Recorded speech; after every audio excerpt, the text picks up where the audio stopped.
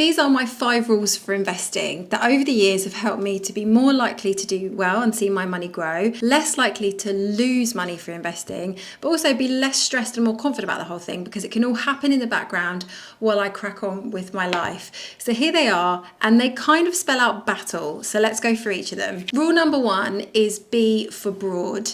I'm not going super niche with my investments. I'm not picking stocks. And the reason is I don't have the time or the energy to sit staring at 16 different screens every day trying to work out what the market's doing. And you don't need to do well. So I made a decision early on. I'm going to diversify, go broad with my investments and what I choose. So I get the best out of the market and I'm not trying to be some sort of crazy expert. Also, the stats show that oftentimes this just does better anyway than what the experts pick. A for affordable. Now, there are 2 points to this. First of all, I need to make sure I can afford what I'm putting in because there are risks involved in investing. So what I do is little and often.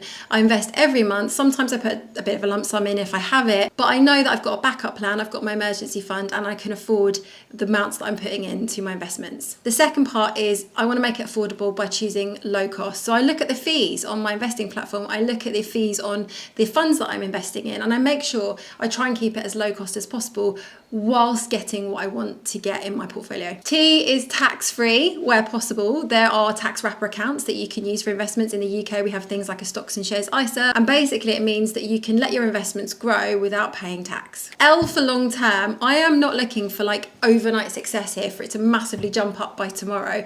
What I'm doing is I'm putting it now and expecting it to be years before I take it out because that's how you get the best of the overall growth of the market, and you can ride out the ups and downs too. Last one is L for leave it alone. Did you know that the more often you look at your portfolio, the more likely you are to see losses rather than gains?